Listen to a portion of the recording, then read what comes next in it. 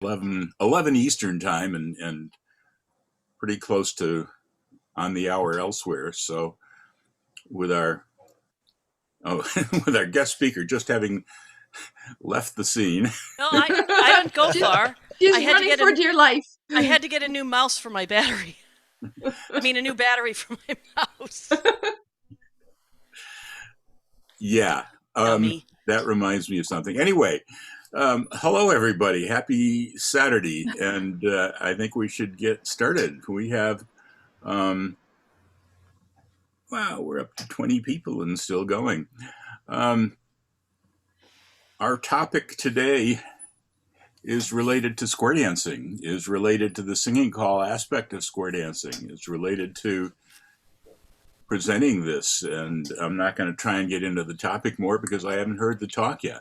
But I would like to introduce our guest speaker all the way from North Carolina in the United States. I was thinking, Patty, it was kind of strange that you used to live in New Hampshire, then you moved south to North Carolina. It just, there's a contradiction there. And I asked Patty. That's me. Yeah.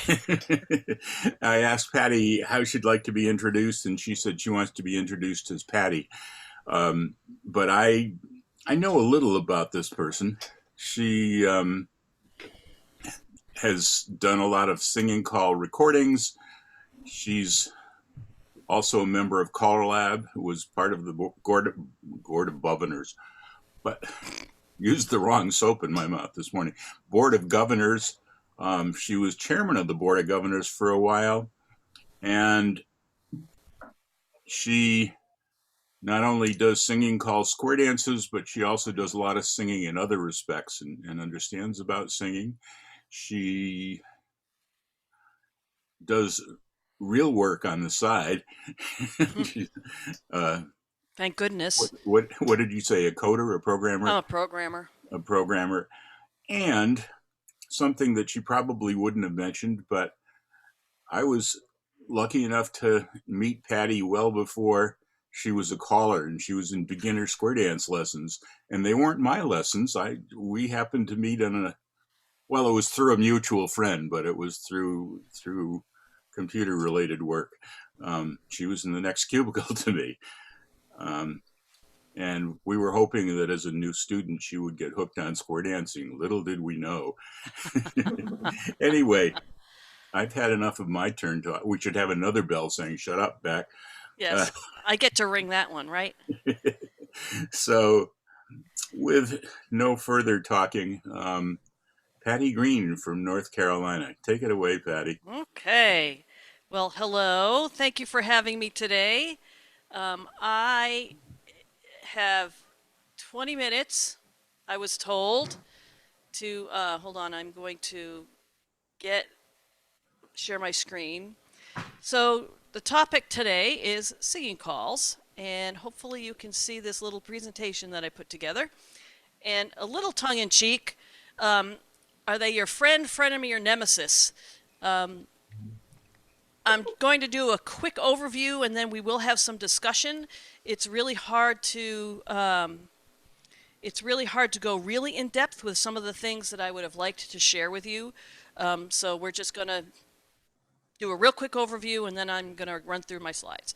So why do we do singers? So for lots of callers, the important stuff is the patter. You know, I consider that the meat and potatoes. But I think that the singers are the reward for eating your vegetables. I consider the singers dessert. It gives the dancers a chance to relax and sing along. They don't have to think as much. It gives you the chance to shine. You know, you can. I think it's easier to let your personality come out when you're doing singing calls than with patter, because patter, it is what it is. I mean, you may have dry delivery of patter. You may have concise delivery. You may, have a lot of ratter chatter. But the singing call is a chance where all your different personalities, I think, can come out. And contrary to popular belief, you do not have to be the best singer in the world to be effective and to deliver a good singing call. So as a new caller, when I first started, my biggest challenge was, how did I get singing calls? Patter music, that's easy. You just grab a pattern and put it on. It either works or it doesn't. But for singing calls, there are so many out there. And back when I started, it was records. We got a little tape. I remember when I first started, my father was in the hospital, and I got from Hanhurst, I got a printout of all the singing calls in their collection. And while I was sitting at my father's bedside, I was just going through and I was highlighting songs that I knew that might be possibilities. But that's not, these days, that's not really efficient because, frankly, with regards to singing calls, it is all about song choice. If you are not a strong singer, if you don't think you're a strong singer, then don't pick songs that have ranges that go from way down here to way up here. Pick songs that are going to have a narrow note range that you can access. They don't all need to be showstoppers. I think I have been to dancers where every single song for the whole night has been Tony calls it go to church. They don't all have to be that absolute scrape them off the ceiling. You're basically performing for the Queen of England. You got to balance your evening, and you got to balance your singing call selection with some that are a little higher in your register, some that sound a little lower. Certainly upbeat ones, ballads. I love doing ballads. I think that they're a good way to tell a story, and then a lot of middle of the road stuff. I have, over the years I've been calling, I have a collection of songs that I consider they're my showpieces. They're the ones, if I am coming to a club and I'm doing a guest tip, for example, I'm probably going to pull out a song that I know is better than average for me because I want to leave them with a really good impression of myself. I'm not going to pull out one that I just picked up the other day that I just not comfortable with because that's what they're going to remember. So how do you actually get songs, especially as a new caller? Listen to the new releases. The labels these days are doing a pretty good job of sending out news bulletins, e-blasts. There's postings on Facebook music groups. Those are the songs that are going to be in people's faces. And thanks to Shauna, because I think she was the first one that did it for Chic, a lot of them are including, they're not just saying, hey, we just released, Mary Had a Little Lamb, but they're providing a video, or at least a video with a music, with the called side, so you can actually listen to them again. It replaces the old Hanhurst cassette that I used to get, and I would listen to it in the car, and I would plug it into my, put it into my car as I'm driving down the road, and I knew if I went to sleep during the listening of a song that probably didn't catch me. But if I listened to the bit all the way through, that was probably one that I needed to listen to. Check out the music for callers and all the label websites. The new stuff is not just the best stuff. There's a lot of really great music that has been released in the past. Listen to and listen to them. I got lucky. I think it was my first or second college school I went to. We were required to have a voice session with one of the teachers, and I graduated college with a vocal, training. I did not need to have a voice lesson.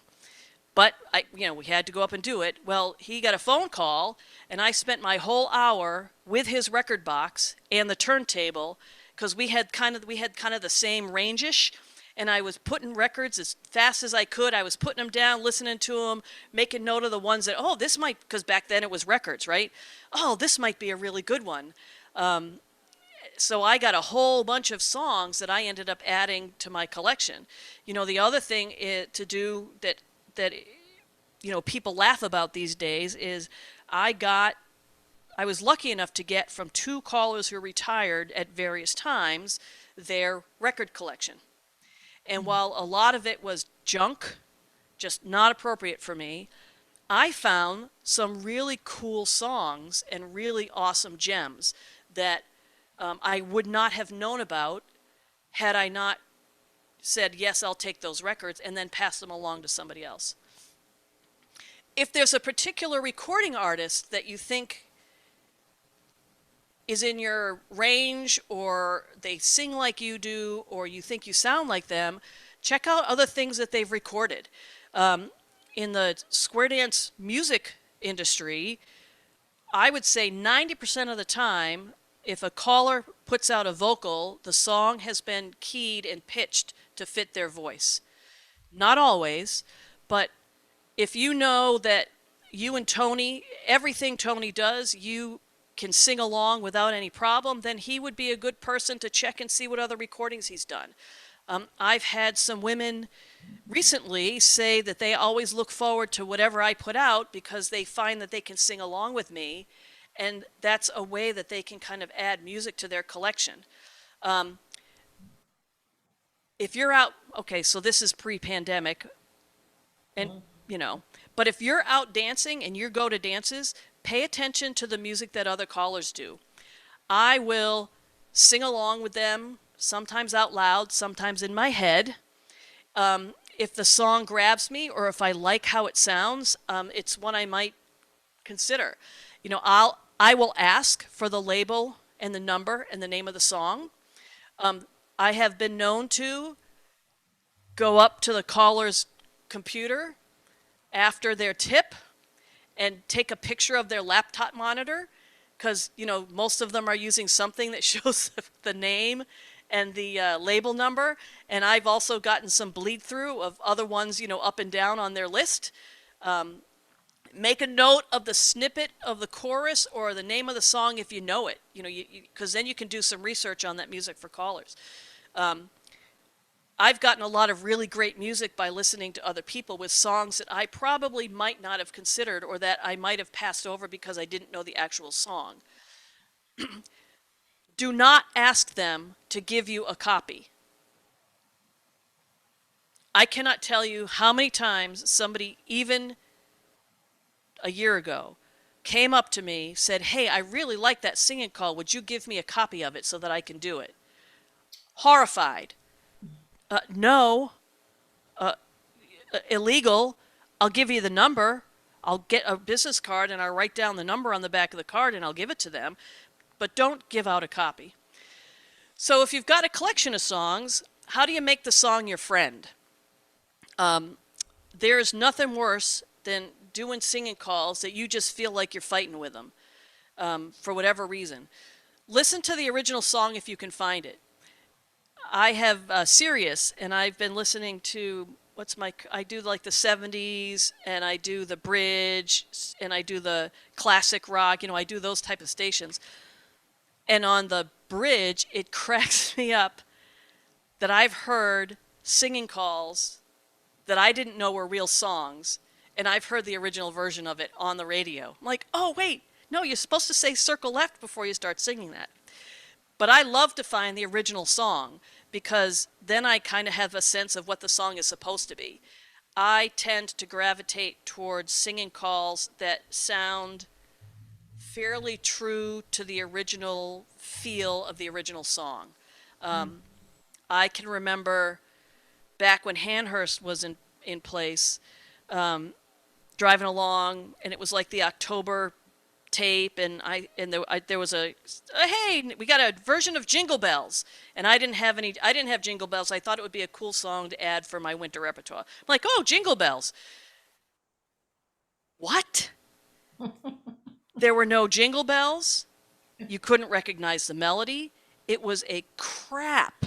Sorry if I don't think anyone on this call, put it out. I couldn't even recognize the song. So to me, pass it. That's a pass on me. Jingle Bells should at least have jingles. This is kind of a 50-50 recommendation, to listen to the called side until you know the song, because we all know that anybody can put out a singing call these days. And sometimes the called side is really a good representation of the song, and sometimes it isn't. Listen to the called side. If you're not familiar with the song, listen to the called side to hear how the caller treats the middle and the ending. That's mostly where the changes happen. Listen to the called side to hear how they present the figures, but don't listen to the called side so that you can imitate whoever's doing the song, because you could either go down a really good path or a really bad path. And then listen to the instrumental side. I mean, this is obvious, but how do we do that? Well, in the car, on your walk, while doing chores.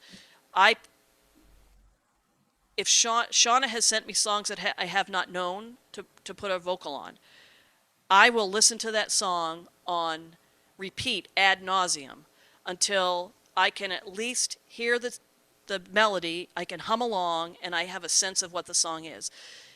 You don't want to get up in front of the dancers having listened to the opener and said, oh, not a problem, and realize at the end of the song that there's a key change, for example.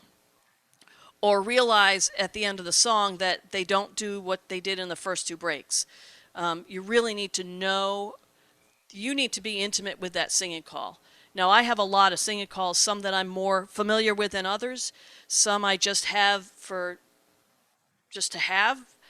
Some I know like the back of my hand. The ones I know like the back of my hand are the ones that I do the much better job with. And if you get a piece of music and it doesn't seem to work for you right then and there, just put it away for a while. I remember when I first started calling, we heard Sandra Bryant do Moondance. I love the original song Moondance. I loved this arrangement. I loved this song. I bought it. I could not, for the life of me, do that song. I couldn't hear the melody. I couldn't sing it. It was a record back then. Nothing. I was so disappointed because I really liked the song, so I put it away. You know, fast forward 10 years, flipping through my records, putting stuff on the computer, and I found Moondance, and I thought, let me give it a try. Well, lo and behold, I could pitch it enough so that it actually sounded pretty decent, and I added that back. So if it's a song that you really, really like, just put it away for a while, because as you start to grow your craft and as you start to become comfortable with your voice, songs that were not accessible to you before will become accessible to you later. So cue sheets, they can work for you. I didn't want to call them frenemies, but they are. So cue sheets are suggestions. They are not the dictated law that you are supposed to follow. I can't tell you how many callers pass up a piece of music that they think they would really like because the called figure is, fill in the blank, plus. Well, I guess I can't buy that song because it's got a plus figure on it. It doesn't matter. It's just a suggestion. You can substitute different figures, openers, closers, words. You're looking at the music. You may need to make note, and I have I have adjusted a lot of my cue sheets. Some of them I've made note at how many phrases or beats before I have to start, because they're not all a standard, 8, 16. Some have a four ladies chain before it gets into the sides face grand square. So I make a note to that so that if I haven't done the song for a while, I can have a quick reminder on that. Oh, that's right, this song has. Add additional lyrics that you'd like to use. I love, when I make a song my own, I love finding the lyrics that are the actual song and fitting them in. Although sometimes you find out that there actually are no more lyrics, like Beautiful Brown Eyes. Paul Walker and I used to do that song together, and beautiful, beautiful brown eyes, beautiful, beautiful brown eyes, blah, blah, blah. We thought, I wonder if there's another verse that we could use to kind of break it up a little. So we went and looked at the words. Beautiful, beautiful brown eyes, beautiful, beautiful brown eyes, beautiful, beautiful brown eyes. There were no other words, which we thought was hysterical. But I found other songs that there have been really cool lyrics or a verse or a chorus that's a little bit different that nobody else really knows about that I can fit into a song. And for me, one of the big things is find figures that feel right to you and are appropriate for your dancers. Most labels work hard at finding a figure that's going to work for the song that's going to meter along with the melody that they put in for the figures and even for the opener and closer. I have found that if I am practicing a song and I have a particular singing call figure that I would like to use, sometimes it just doesn't work. Sometimes square through 4 is the best opener for that figure, for that song, because of how it feels and how it meters. And a lot of the older music that I think is, we had some great music back then. You know, I've had people say, well, I can't buy the song because it's got a curly cue. Well, find a figure that feels right for you. It doesn't matter. On my cue sheets, a lot of times, I will have a mainstream figure, I'll have a plus figure, I'll have a quirky figure that might be a little different, so that depending on who my audience is, if I've already worked things out that I know for this particular song work really well, I've got them notated and I don't have to go looking for them. The big thing is to make the song your own. You don't want to be an imitation version of fill in the blank. It doesn't matter who it is. You don't want to be an imitation version of Jerry Story. You don't want to be an imitation of Tony or of me or of Shauna or of Dawn or of anybody else. You need to, I think, be authentic with your singing calls. So like I've mentioned, find the original lyrics. You can adjust those lyrics to tell a story. I do Wind Beneath My Wings, and Wind Beneath My Wings has a lot of really great lyrics that are they're meaningful to me. So I found a figure where I could stick in some of the lines and some of the extra words of that song so that I can tell the story a little bit more.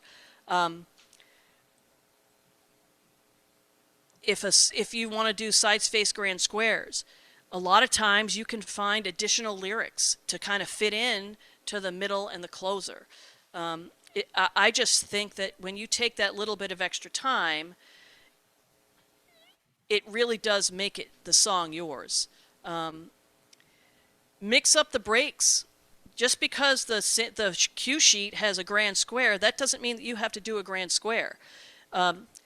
If you really love the song, but the opener and the breaks are either too high or too low, well, how about you can always do a promenade, Four Ladies Promenade. That doesn't take singing. You know what I mean? That's just giving them a cue. If the caller did, Four Ladies Chain Over and Back, and your dancers just don't like that, and every single song you do is a Four Ladies Chain Over and Back, switch it up. That's how you make it yours. Don't feel like you have to go to church and sing every single figure, every single song. It's okay to speak them if you're more comfortable for a particular song. I love to sing. I love to find figures that I can sing through them. I have some songs that I adore and I love, but I will not sing the singing call figure because it just doesn't feel right, it doesn't sound right, and it doesn't lend itself to being pleasing to the ear. Have a trusted critic listen to you. This is just a general comment. If your dancers cannot understand you, you have got to make adjustments. How many times have you been at a dance and it's not just men, it's not just women? Cut it out. Stop. Sorry. Somebody woke up from their nap. There you go. Psycho kitty. And you don't understand them. They're muddy. They're tinny. It's like nails on a chalkboard. If you sound muddy or muffled, add treble to your voice. Take a little bit of that. A lot of men, I think women are more aware of it than men. A lot of men have really deep voices, and they think that's really sexy, and it is. But in the square dance world, if you're talking like this in the mud, I have to be able to understand you. If you add just a little bit of those high to your voice, you will be clear and you will still sound pretty awesome. If you're tinny or screechy or just nails on chalkboard, add some bass. I know a lot of women as more and more women started calling, the advice I was given by somebody who I dearly loved was I had to learn how to sing like a man. And that was not going to work for me because I I just I want to be authentic. And if my talking voice is here, then my singing voice, my presentation voice, if it's down here, it's just not natural. So the alternative for me was I added some bass because it takes a little bit of that edge off of the highs of my voice. I know some guys who, well respected national people, I just want to come up behind them and add a little bit of bass to their voice because if I add a little, just a hair bit of bass, they're going to sound 100,000 times better. So, and that's, you need somebody who you trust. So Steve is my barometer because I trust him. He wants me to sound the best that I can, and he doesn't want it to be annoying. He doesn't want people to go away and go, oh my gosh, really? And he will tell me, you need to add bass, you need to add some treble, make an adjustment. Because it's all about the bass. It is all about the bass. So once you find the balance for your particular voice, make note of where that knob should be. I was looking at my 150, and I always plug into 1 or 4 because I don't want people messing, and I want to know I can plug and go. And my optimal tone is at 11 o'clock for my microphone. I don't go very far from that. If I get up and I plug into M150 and that bass and treble is like all the way over or way over, I will either make an adjustment or I will plug into one of the ones that not very many people use to make an adjustment for my voice. So the big one that we could spend an hour on just on this is we are not a one-size-fits-all. You have to find where your sweet spot is. And what do I mean by sweet spot? We've been talking a lot about it the past few years. It's where you can sing the song comfortably and it sounds the best for you. That pitch shifter is not just for women. We ladies, female voices, I was pretty liberated when I moved to the computer because that opened up so much music for me. On my turntable, if I got it to where it needed to be so I could sing it, it was either too fast or too slow. Because I can't just, I'm going to say 70% of the time, I can't just slap a record down and that's a really good key for me. So that pitch shifter and being able to adjust it and then save it to where it's good separately, pitch from tempo, is a huge thing for me. And men should be taking a look at that also as you're learning a song. Just because the song is released in a particular range doesn't necessarily mean that that's a good spot for you to be singing it. Don't be afraid to pitch it up or down because at the end of the day, you need to, part of making it your own is making it so that when people hear the opening strains to Amarillo by Morning, they're not going to go sit down because it's just going to be too terrible for them to listen to. I have found that usually 3 half steps up or down is about the max of what I can do before it starts to sound bad, especially if there are backup vocals, because as you adjust up or down, those background vocals are also singing higher or lower. There's a couple of songs that I have adjusted it down and the background vocals sound like they're singing in the gutter, but I really like the song and I sing over the background vocals enough so that it just sounds like it's a bass line going through. Steve says it should feel good. If you are singing like this, or you're singing, way down here to hit the notes, or if it hurts, or if you just feel like you're straining, or if you feel like when you get to a certain spot, you back off and you feel like you're a little pitchy, you need to make an adjustment. Nobody needs to listen to that, especially with all the technology that we have today where you can make adjustments. We did at the Women's Caller School, lifetime ago, 2 years ago, we had a session. Oops, sorry, I didn't mean to do that. We had a session with the ladies that were there on finding a sweet spot, and we had people come up with a record they were struggling with, put the record down, start singing, and we adjusted it, bass and treble, the steps to find where it sounded a lot better and where it was more comfortable. And I know I'm always amazed. I can put a song on that I know like the back of my hand, like the actual song, and the cut of music is good and true to the song, and I can't hear that melody for nothing. And if I shift it one step up, one step down, all of a sudden I can hear the melody and I'm singing on pitch. I don't understand that phenomenon, but I know that it's helped me make a lot more songs accessible. And then once you're ready, you got to sell them. You smile. These are just, you got to relax. If you have a new singing call and you want to introduce it, your best bet is to introduce it at a workshop. I have a new music night. I will tell people, hey, I got a new piece of music. We're just going to do it. I've done it with ones that I've done for Shauna. Hey, we got a new one coming out. If I want to test out the singing call figure or how it sounds, I'll say, okay, let me know your opinion. And I'll tell you this much. I have dancers that tell me their opinion. It's too high. It doesn't suit your voice. The song is terrible. Oh, that's a really great song. That's the place to introduce a new singing call, is with a trusted bunch of dancers. Because then when you get ready to do it at a dance, you can relax because it's comfortable. You got to have fun. If you mess up, who cares at the end of the day? You just keep going. If you get offbeat, because I remember at Nationals a few years ago, Adele's There's a Fire, whatever I can't remember what the song is. Rolling in the Deep. Rolling in the Deep was like one of the new songs for the band, and I got to do it that year, and I was so excited, and the band was so nervous, and I was so nervous. We practiced it. We got the opening because there's nothing to tell you when to come in. There's just a bunch of stuff that sounds exactly the same, and you have to kind of count to where you come in. And I remember we were all, okay, if we get started, we're going to be awesome.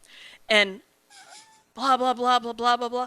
And I'm looking at the band, there's a fire, and I turn around and nobody was moving. I forgot to say circle left.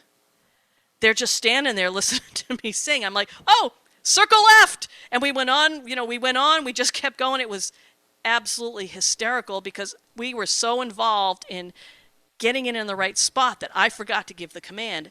And you're going to do it. The dancers thought it was hysterical. They just stood there till I said Alaman left, and then the Alaman left, and boom, everybody picks up. It's okay to make mistakes. It's how you react to them, especially with singing calls. It's a singing call. It's not like you're in the middle of a memorized sequence and now, oh my gosh, you're not going to be able to find your corner. It doesn't matter at the end of the day. If you're inclined, introduce the song a little. Who's it by?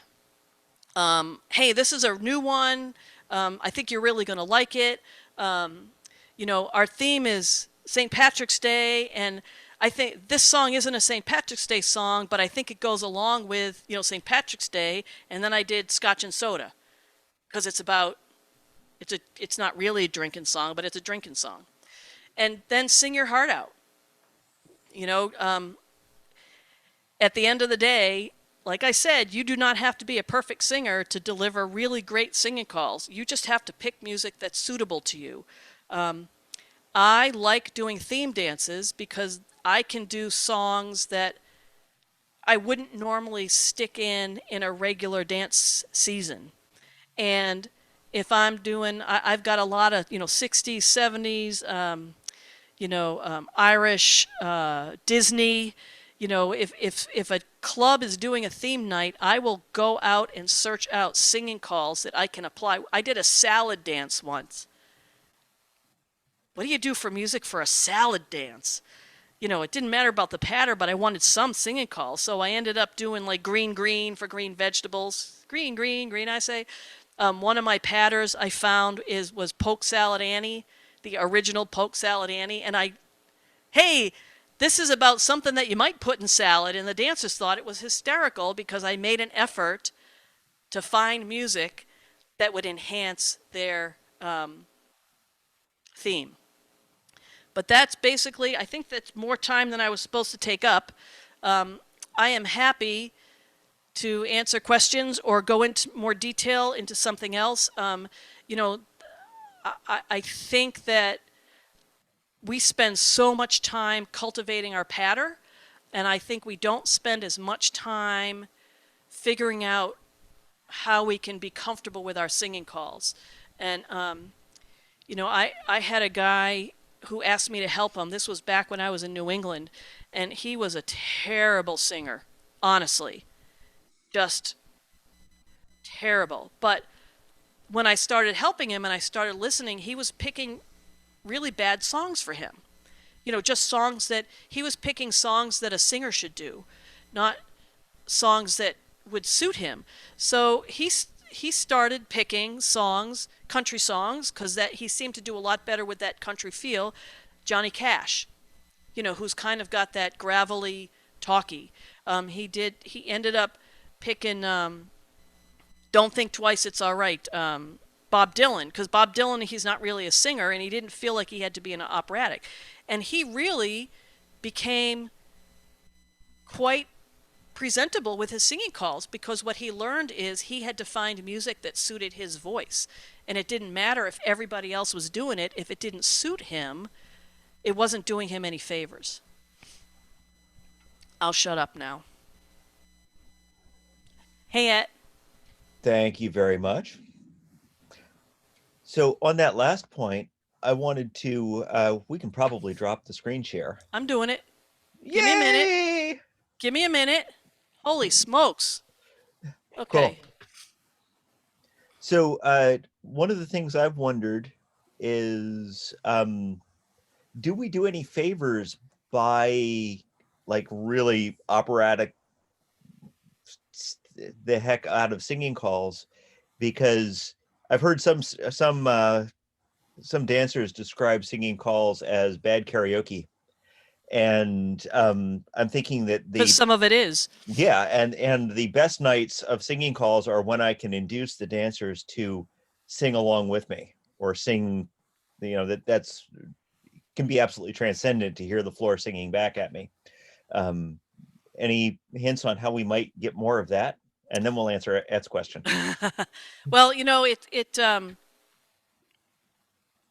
I know a couple of female callers. I've been to their dances, and everything is that church operatic, and it just gets exhausting. If you want your dancers to sing along with you, I love it when my dancers sing with me. Like you said, it's just as really cool. You got to pick songs that they're going to know, and you're going to got to pick songs that have an easy to remember hook. You know, like Four Leaf Clover. Everybody just about knows the song Four Leaf Clover, and they can sing the tag, which is where you kind of want a lot of people to sing. I think that you should aim for a good mix. I think that call the dancers were right when they say it's bad karaoke, because sometimes that's how we treat the songs. I'm just going through the motions. Best compliment I ever got from somebody, a peer, was they said, I like when you do a singing call because 90% of the time you tell the story of the song. I'm not just going through the motions. Some nights I do, I'll admit it. I just pick songs that I can go through the motions with. But I want to elicit some kind of emotion from my dancers when I do a singing call. Whether it's tears, whether it's laughter. They love it when I do I Want a Hippopotamus for Christmas. They've heard it 100,000 times. Every time I do it, they sing along and they laugh their butts off because they think it's hysterical. I love that song. But yeah, I'm telling you, it boils down to song choice. Dive in there, Ed. Where are you? Oh, there you are. Hi, beautiful. Unmute yourself. I can't hear you. Still can't hear you. US. There you go. Still can't hear you. I heard you for 2 seconds. I heard the words USB. Nope. How about now? Yes. I'll put my USB microphone on. All right. So anyway, Patty, great presentation. I was wondering if you have any comments from your own experience now on how to deal with singing calls over the Zoom platform. Calling to two couple dancing that is not necessarily going to be a whole level, four couple singing call thing. So first of all, you have to, this is just me. When I'm doing a Zoom, I am very careful about the music that I pick. Some songs just don't lend themselves to two couple stuff. I will do, if I feel like it, because I feel like singing a side space grand square, I'll let them do whatever they want to do. I think the big thing for me has been finding two couple singing call figures and remembering that the singing call figures are probably not going to be perfect. So long as they're moving, and I know there are some callers that just do a regular four couple singing call, which is fine. I did one the other day just because I felt like doing it, and it was pretty funny to watch. Not in a bad way, not like I'm laughing at the dancers, but they thought it was hysterical because they couldn't remember who their imaginary corner was or where they were supposed to go, the women, and we're usually so smart. But I think you have to adjust, you have to really watch out for the figures and pick songs that are going to translate well in this electronic platform. Yeah, I have found that my bass, the treble is almost all the way off on my voice and music over Zoom because otherwise it's way too screechy over Zoom, even though in real life I would never have all that bass on my voice or the music. And that's why we do sound checks. Yeah, you bet. Absolutely, sound checks. Even if you think you know what you're doing, somebody else has to hear what you're doing because otherwise you don't know. So I have a 150, and when I do a Zoom thing, I plug into my input 4. And I've got that kind of set it and forget it, so I know how, I don't have to adjust it for live. That's just how I do it because I always forget, because I'm a plug and play girl. And don't be offended. Don't be offended if somebody you respect and you trust or whoever's in charge of whatever event you're doing comes up to you and says, can you add more bass? Can you add more treble? Can you turn your voice down? Can you turn the music? They are trying to help you, for the most part, present the very best possible version of you that you can. If a dancer comes up, that's different, because sometimes they just want to be heard, and the old move your hand over the knob and you don't change anything and everything is a-okay.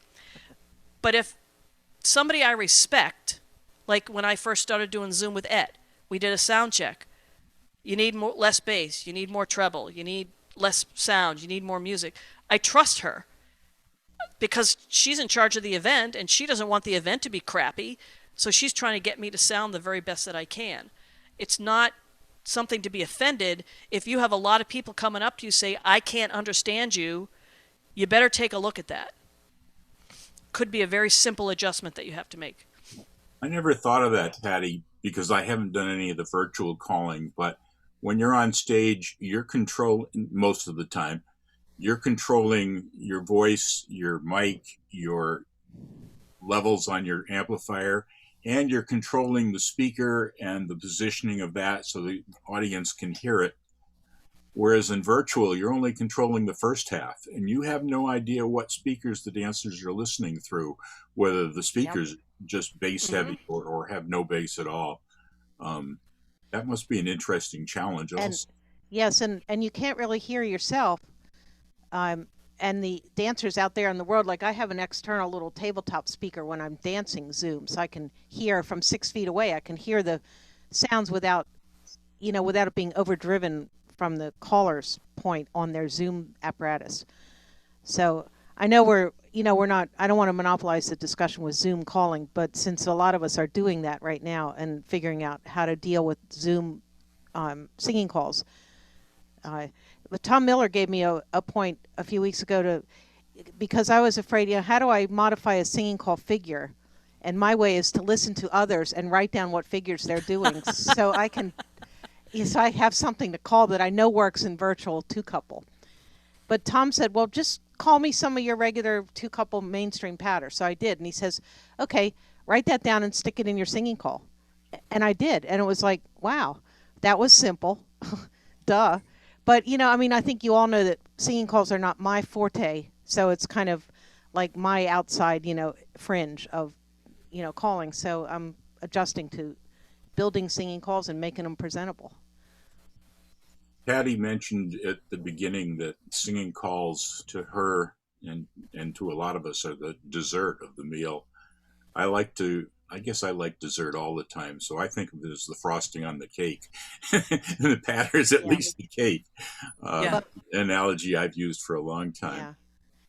Another quick point, and then I'm going to shut up, is that we've discovered over the Zoom platform that it's very exhausting physically and mentally for the dancers because they're dealing with phantoms, or they're dealing with their two couple imagining, where the heck they are. And if they're just one single dancer out there, it's even worse. They have, a bunch of positionings.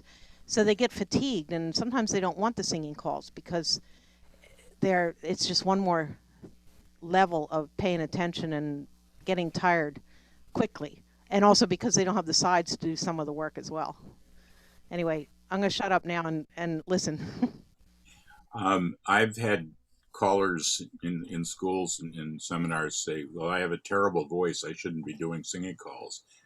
And I've always told them, and I think this is what Patty was aiming at, making it your own. It's not how good your voice is, it's how well you use it. And you may not be able to change your voice, but you can change how you use it. And I usually give an example of oh my God, I had it a second ago. Louis Armstrong. He didn't have a very pretty voice, but boy, could he use it. And that's something you can learn whether you were born with it or not. Well, and again, it comes down to song choice. Yep. You're not going to do a singy song if you don't think you can sing. And it also comes down to, I think, what range, pitching that song up or down, because you would be surprised pitching it up or down how automatically your voice will sing in pitch with what's actually being played. Just even one half step. It is amazing to me, and I've been singing for a long time, and I have found it out that true to be for myself. I'm noticing Tony's virtual hand up. Tony, speak. Thanks, Don. Thank you, Patty. Nice presentation. While we're talking about treble and bass, don't forget about proximity effect. I don't know if people know it by that name, but this is mostly not about Zoom. Most of the microphones that callers tend to use when you're calling to real dancers have what's called proximity effect, which means the closer the mic is to your mouth, the more bass you get. It's not a quality issue, it's just the way the microphones are made.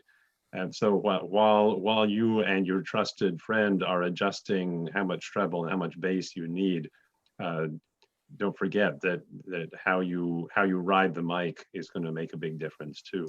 Huge difference.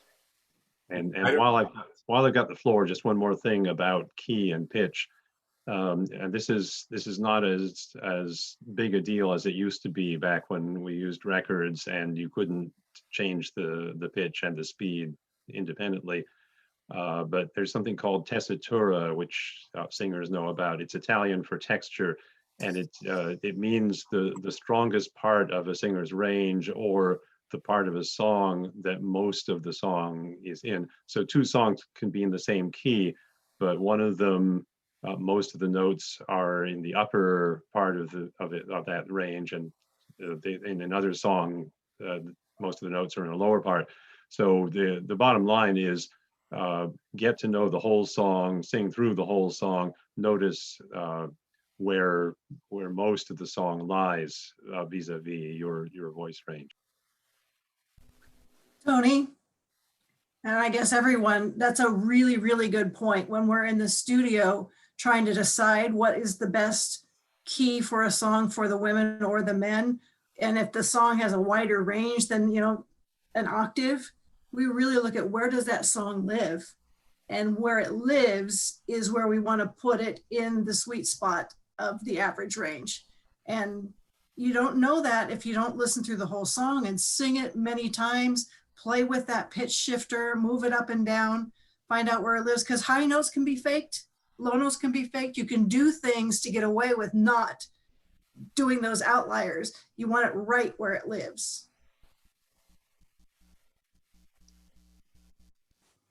Et has her hand up again. I couldn't shut up for long. Et, we love you. You too, Patty.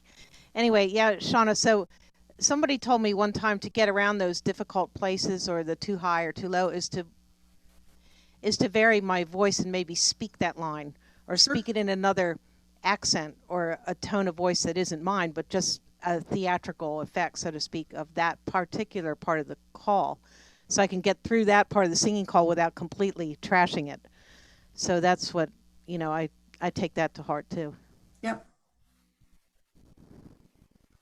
Relative to Tony talking about proximity effect, I have not been able to keep up with the latest technology for years and years, but back when, and I assume it's still available, Electro Voice had some acoustical circuiting in there, which I forgot what they called it, but it compensated for the proximity effect. And so Electro Voice microphones, which most of the callers were using, I definitely was, had a fairly flat thing even when you came closer or further away with the mic.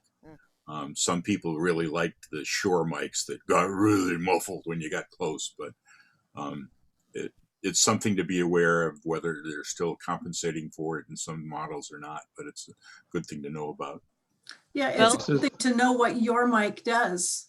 Play with it, especially, not at a dance, but before, and, find out what your mic does, where its sweet spot is too. And different mics handle different voices differently. That was a lot of difference. And I think that's part of, like, I would never would have been able to survive with one of those little silver bullet microphones, because they don't add any richness to my voice. There's a lot of things you can do to help you sound better these days. Yeah, I have the EV mic that was supposedly made for women callers, but they don't make this model anymore. My microphone broke. The little copper things inside the head of it broke. They completely disintegrated. And because Linda is a caller, my partner, I have now confiscated her microphone, the same model. If this one breaks, I'm going to be in trouble. So eBay. if anybody, eBay, really? Okay. I have one for sale too. But you do? In my closet, yeah. I don't use it. It's brand new. It's in a box. Save it for me, Shauna. I'll email you, because I better have them backup. It's the 767, right? It's worn off on my thing. I don't even know that. But it's the one they discontinued. I thought it was either the 3 or the 4. I thought mine was a 467, but yeah. The 7 wasn't marketed specifically to women. Yeah, that was like the top of the line. Yeah, right. Then I have the most popular one. It may not be the one you're looking for. Right. This is the lower version that was marketed specifically to women. Yeah. This is more expensive than the Electro Voices, but this is a Sennheiser E935, and we got it specifically because it sounds really good in Charlene's range. Try it. I prefer it to my 767s. Can you put it in the chat, Dan? What model that is? Yep. But Shauna's mic is all pink. It's probably best for women, don't you think? Yeah. It's the very best my for very women. special Telefunken mic, and it is really super cardioid. I have to get that right. I had to learn how to use it. I love it, but it's, know your mic. Yeah. So another comment is that we talked about the shift, and the pitch changes. I think at the same caller school I was at with Patty, it might not have been, but the women's caller school 2 years ago, that they would say to me, well, just take it 2 clicks. And that information didn't mean anything to me because I don't use whatever program that was that makes clicks. So what they wanted me to do was shift it a half a step or a full step. And so on my old pitch shifter machine, I could do that half a step, and all my mini disc songs are marked, shifted up 1 or 2 notes. So then when I'm doing a festival with callers, I have to tell them, And they say, well, you lead it off because you know where that music is. We can fill in with you, but you lead it off and we won't get hurt. I have a funny, I think it's funny, story about that. So I went to Japan with Tony and Jerry. This was many, many years ago. And, you know, I have a lot of royal music, and just about all of it I have pitched one way or the other. And I have it saved so that if I call up a song, I don't have to, you know, repitch it. So we were doing an after party, and Jerry didn't want to go get his computer, so he said, we'll just use yours.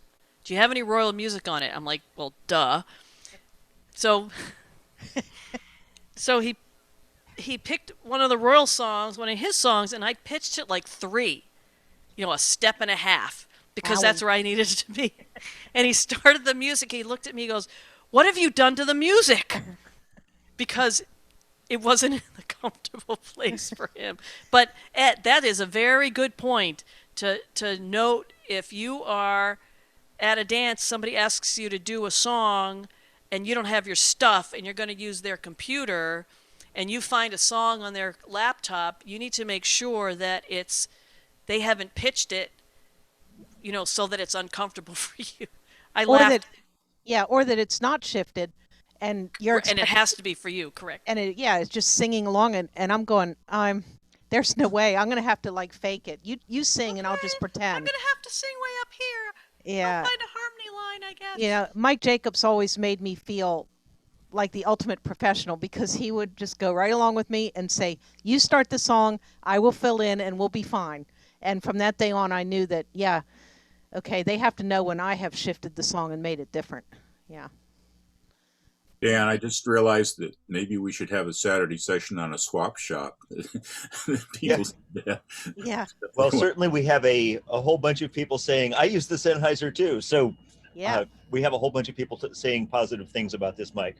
I might have to look into that. Yeah. Getting. So that's I just want to comment on Steve's put in the chat. You can always be guided by having a request night for your members to see if your choice of music is on the right path. I have actually done that. I have done 2 things with that. The first was I printed out a list of all the songs I have on my computer, and I took out the ones that I honestly have no business of doing, like I just should never do. We all have them. And I printed up a list, and my dancers could pick the songs that they wanted to hear, so they basically programmed my dance that night.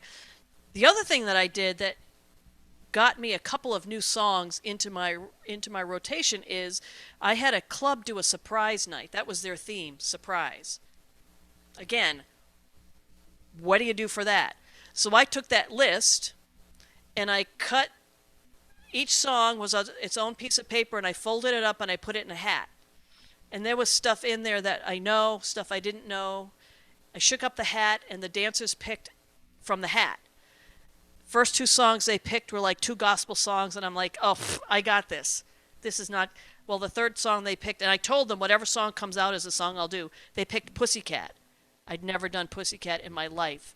So, yes, Steve, that is a good way to expand your singing call repertoire, because they may not like the songs that you do every single week. If you do the same song every single week, you've got to get some new singing calls.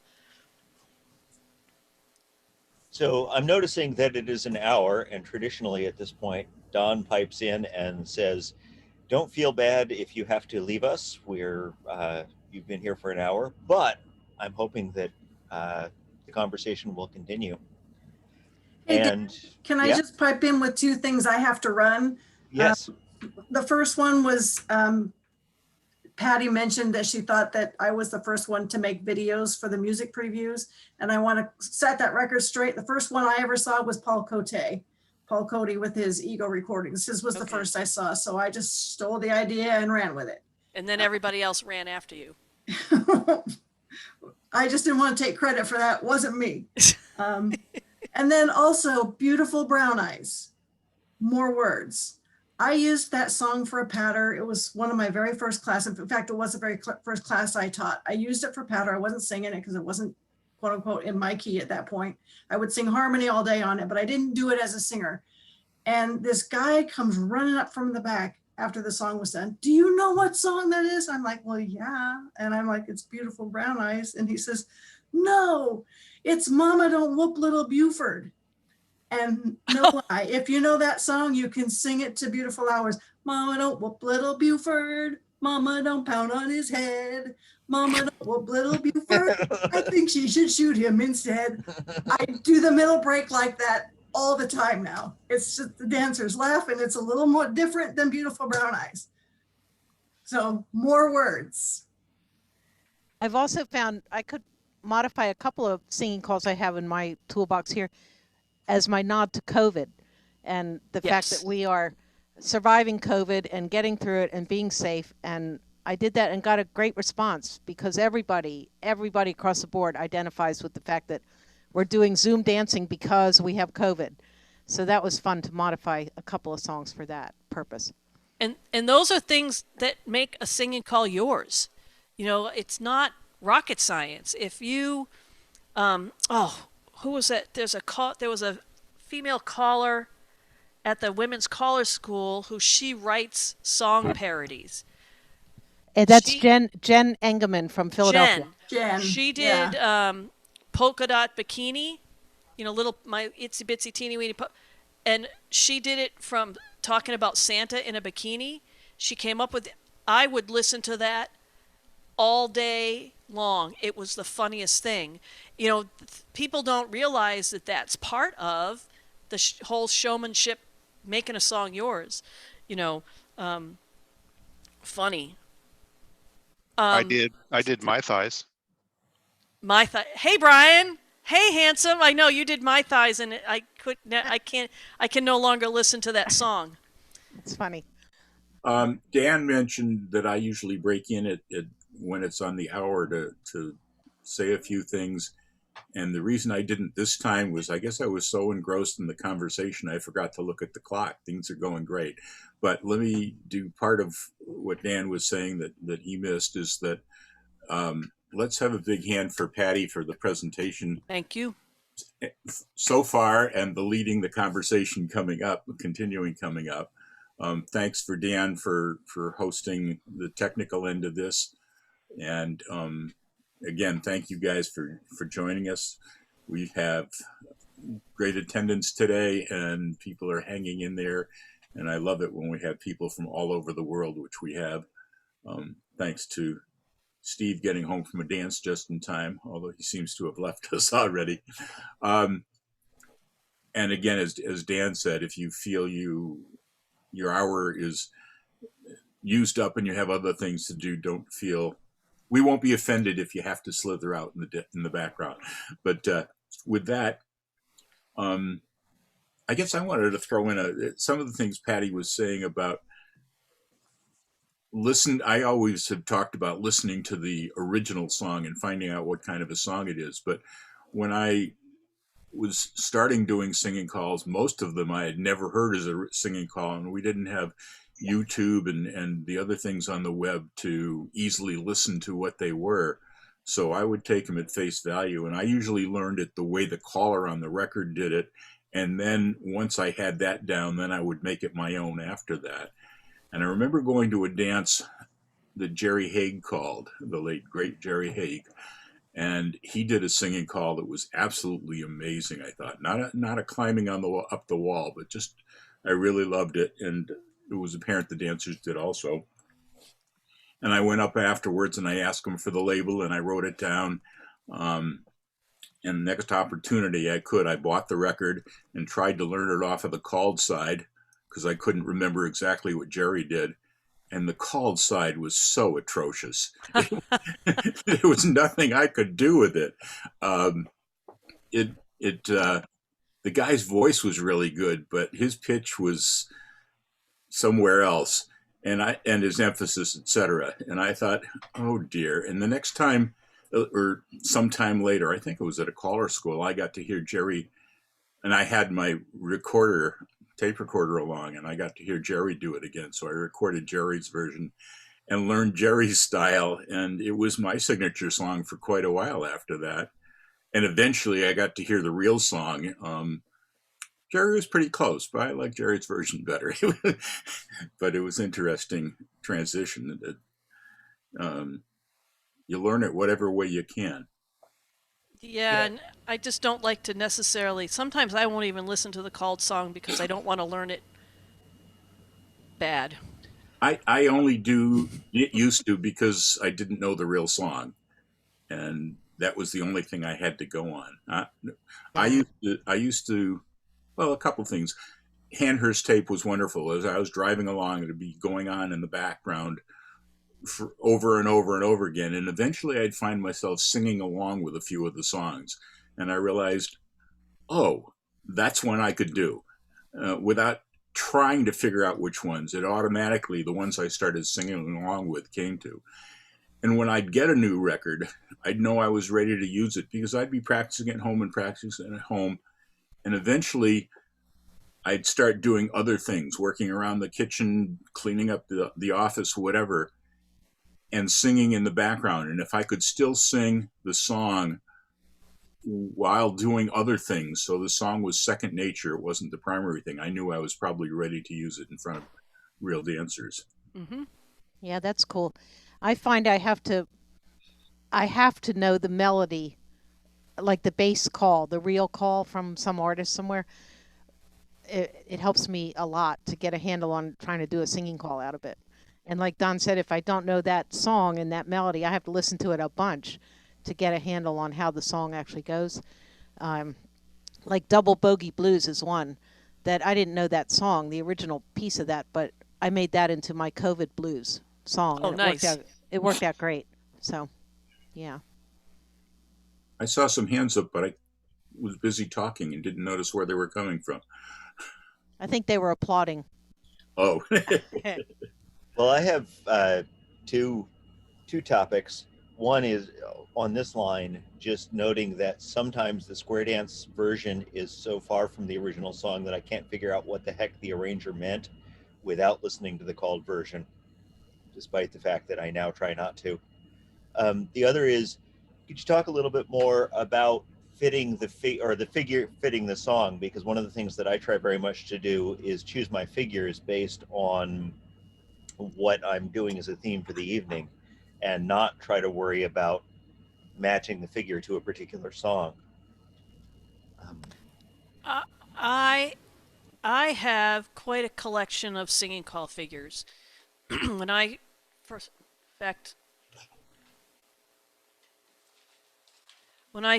started, I got myself a little, and I still use it, a little photo album thing. And in it, I've got index cards just of singing call figures that I found that I liked.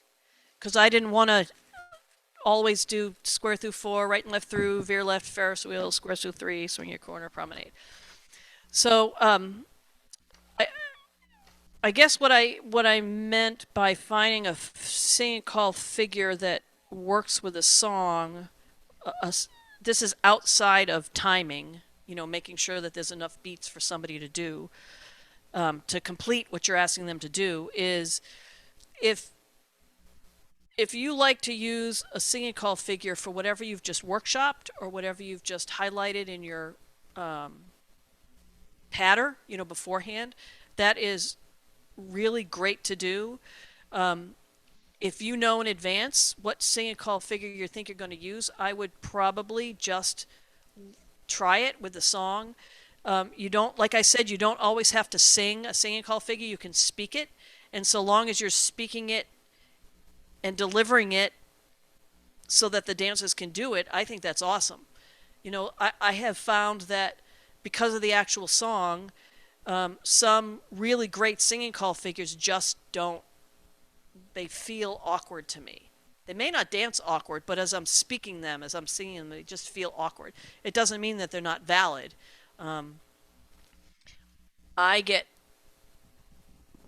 I like having a little bit of variety in my singing call figures because I don't want everybody to go, oh, it's the third tip, she's going to do a star, singing call figure. Or, okay, she's done the same singing call figure 4 times tonight. in 4 different songs. You know, I want to do something that's a little bit different, but not so different that the dancers are scratching their head. And frankly, if I do a singing call figure that's going to be a little non-standard, and by that I don't mean difficult, I mean just put things together a little differently than they're used to hearing, I will use that same figure 4 times. I'm a 4-figure girl. Full figured 4-figure. So I like to use the same singing call figure 4 times because I want the dancers to relax. I might have a second figure. I rarely do 4 different figures.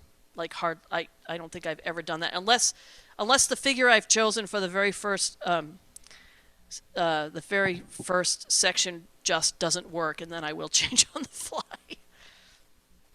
This is probably not very helpful to people, but have confidence. Experience will get you there eventually.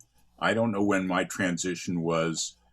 I used to use figures that were recorded with the record if they fit, and if not, I would, because I figured I owed that to the guy that created it. If they didn't, I'd find another one that would work with it. And eventually I got so that I could ad-lib singing calls and was too lazy to learn them. And I didn't even think before doing a singing call what figure I was going to do. And this is the point that I came with experience. As soon as the music was on, it told me what to call. The phrasing of the music told me what calls would fit with this. And with experience, I was able to get everybody, keep them moving smoothly and get them to their corner in time. But boy, it took many years. And Thanks, I can't Keith. remember exactly what the transition was. And I do want to ask Tony a question. One of the things I've noted over the years between the differences between traditional contras and traditional squares versus Western style, the whole presentation thing is, in Western style, the emphasis seems to be on the caller, and in traditional, and we've been talking about how the caller can best present themselves with a singing call here. Whereas in traditional, it's always, the emphasis is always on the music because it's usually live and it's great music. How do you do anything to make the singing calls in traditional more your own, or again, do you just let the music come through, or Thanks, how do you Bryan. handle that? Well, I certainly pick and choose singing calls based on what songs I enjoy and what lies well in my voice and so forth. But yeah, when you're doing a singing call with a live band, as some of you know who've done it at nationals, you have to give the band some leeway to do what they're going to do with the song. Not sure what else to say, Don. I don't use as many singing calls as a modern caller might. I don't use one every tip, and my repertoire isn't all that of singing calls isn't all that large. Did you want to sharpen the question, Don? Well, again, I think the callers in Western try to show off and to make it their own, whereas I picture more in stuff you do, Tony, that you're still not so much singing the call, but directing the dancers through the dance. Some of each. Well, I think that, so for me, I think that really depends on the cut of the song. You know, I love when winter comes around and I can do hold on a minute. I can do the Red Boot version of Winter Wonderland because the music on that middle break just is awesome, I think. And I will do a sides face grand square and then I will shut up. And then I will do a heads face grand square and I will shut up and I'll say, listen to this music. So I think if the music is really good, it's okay to just say square through 4 and then shut your mouth so that you're you're kind of letting the music be the star and not you. But for me, it really depends on the piece of music. But that Winter Wonderland, if I do that, if I ever do that Winter Wonderland, I can tell you that there will always be a side's face and a head's face in that middle break, because I love the music that much, and I want everybody to hear that music, not me.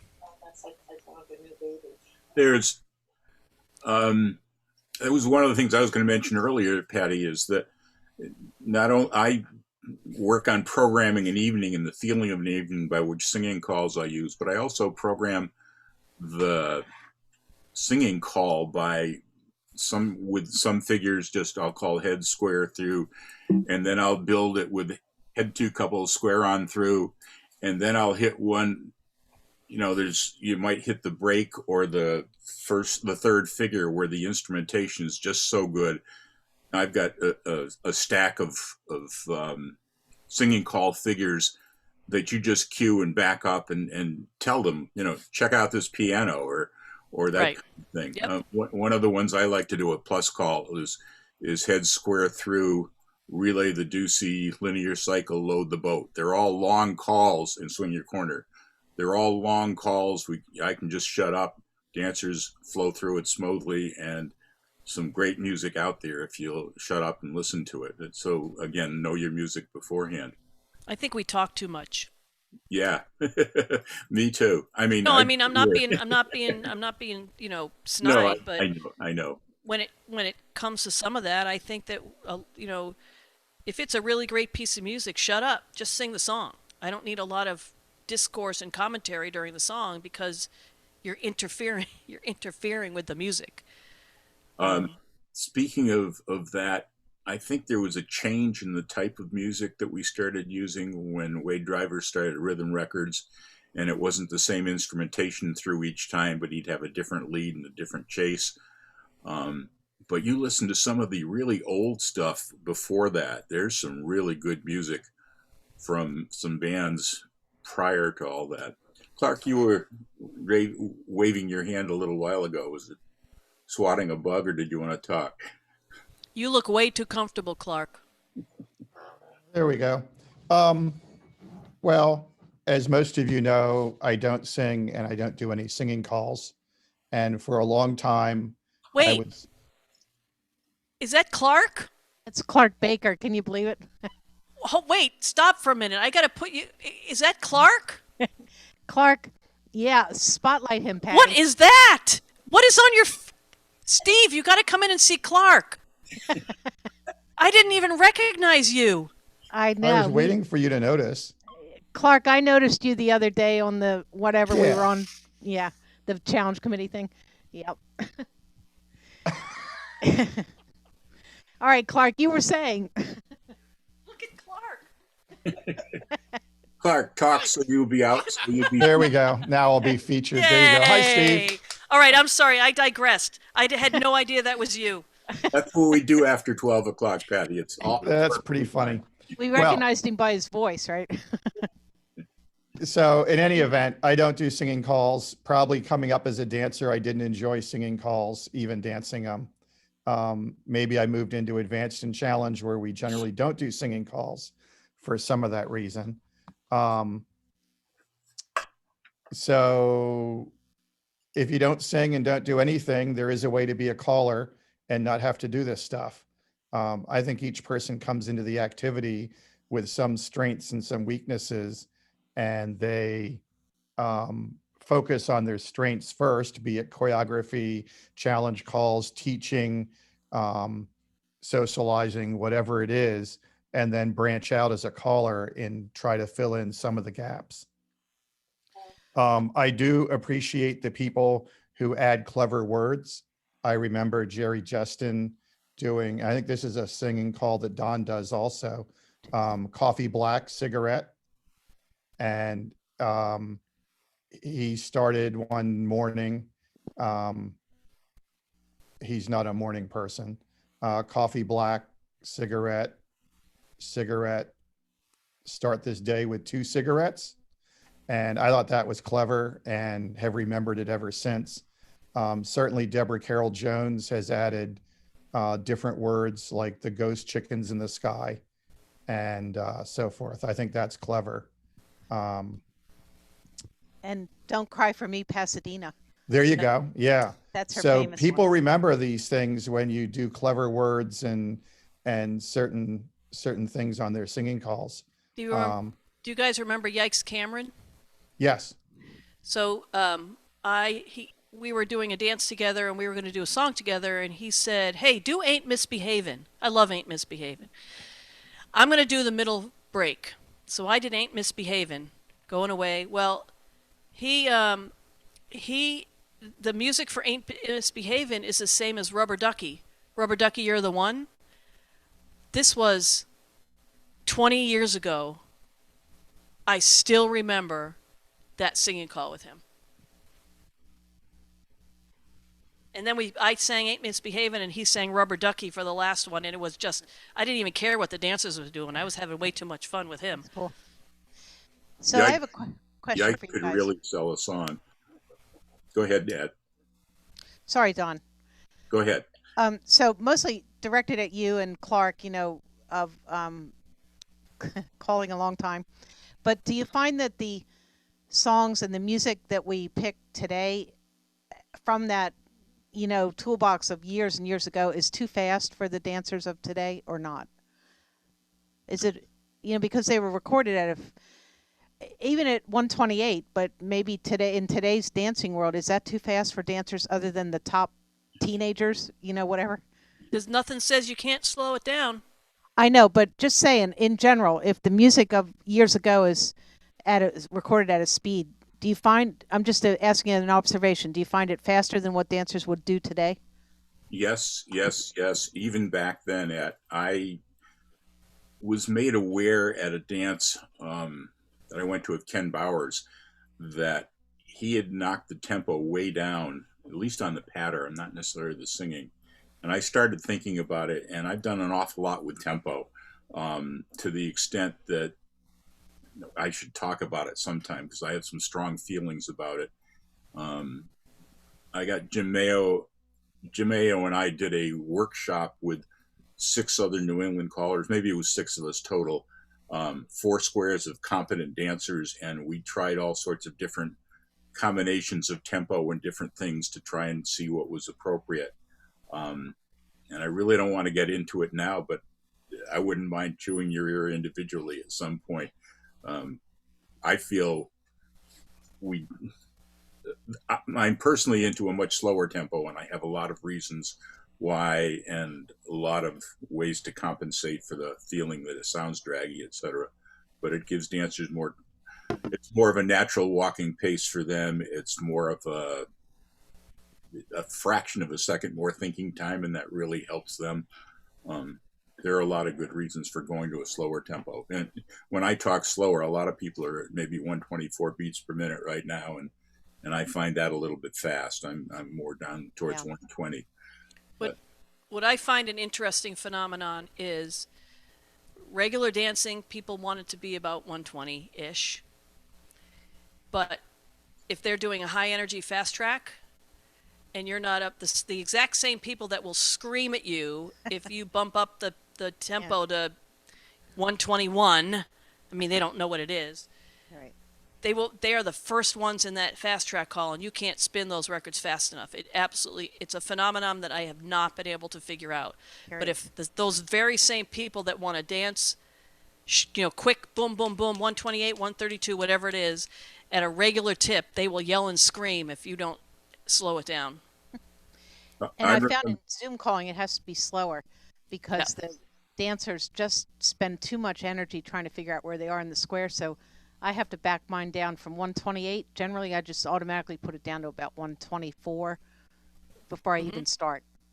Back when New England was mostly dancing 128, 130, and I had dropped back to a drastic 124, 122. And then I went on a California tour, and everybody was complaining I was calling too fast. And I got to go to somebody else's dance there, and they were calling it 118. And I thought I was slow. But as they say, there's a whole other topic on tempo, and there's some interesting stuff, and I wish more people were aware of it.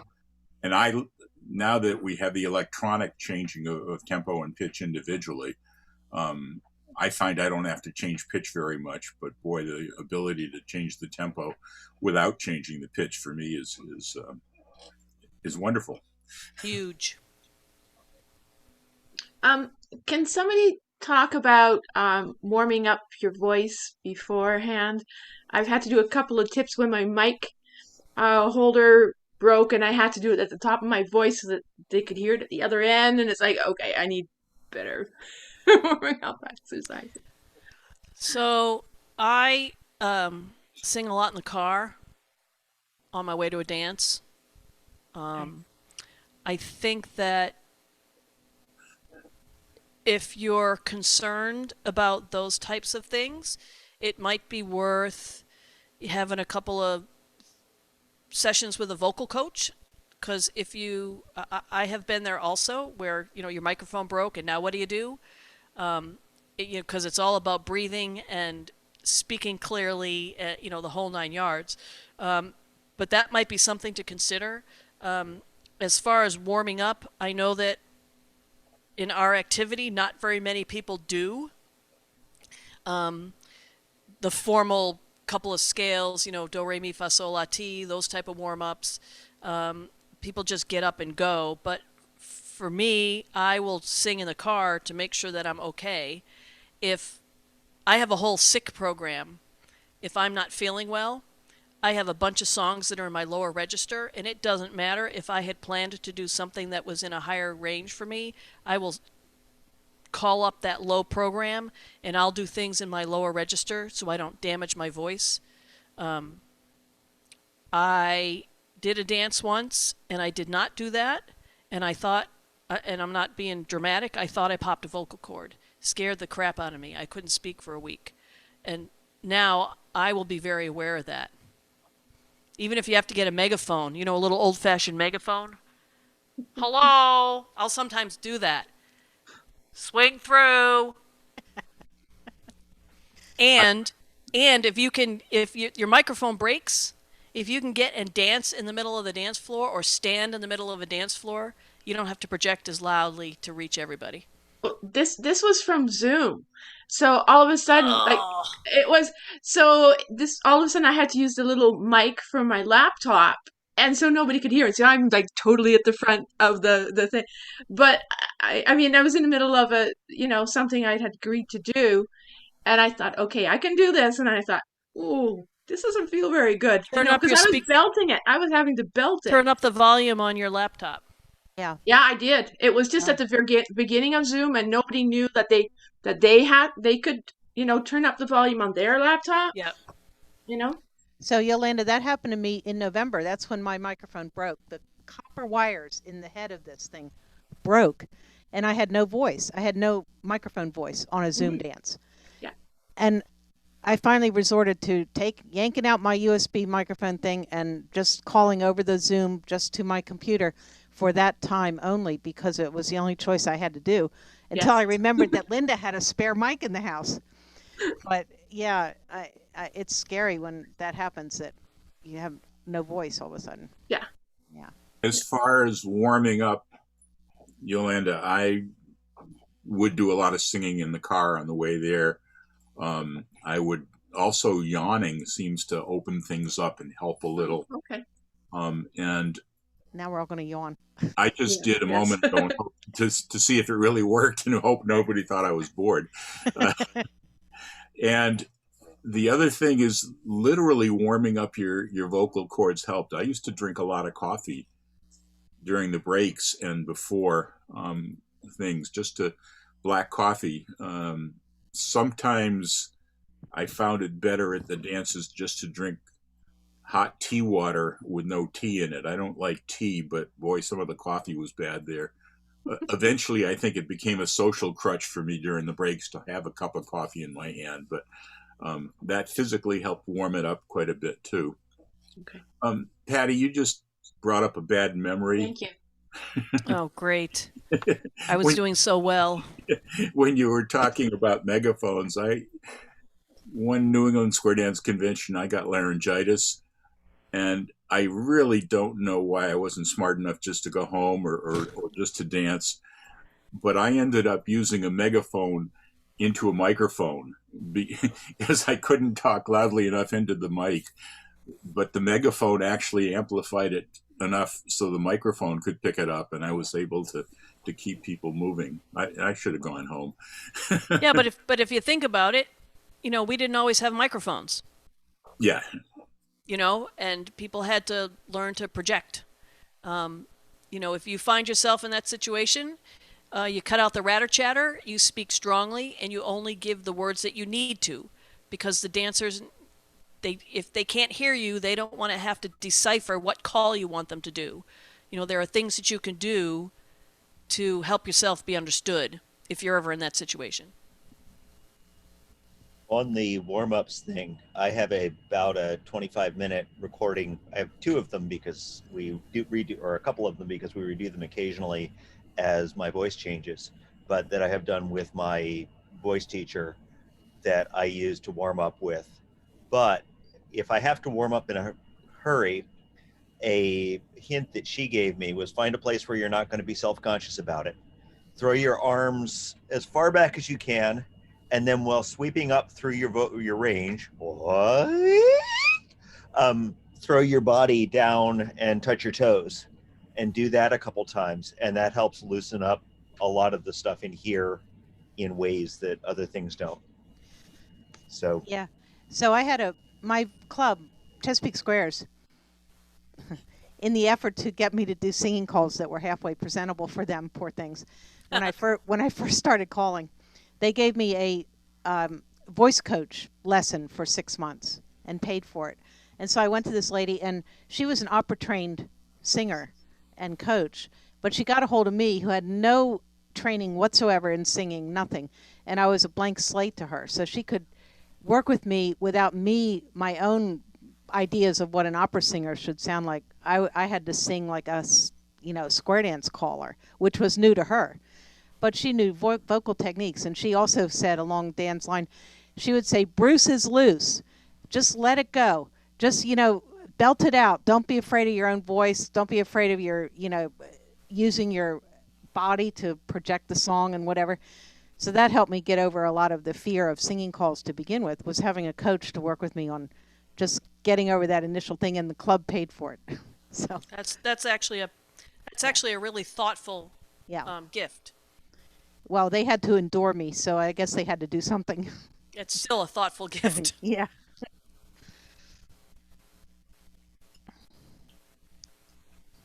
well, it seems like we might have met or found that lull in the conversation, which says we've run out.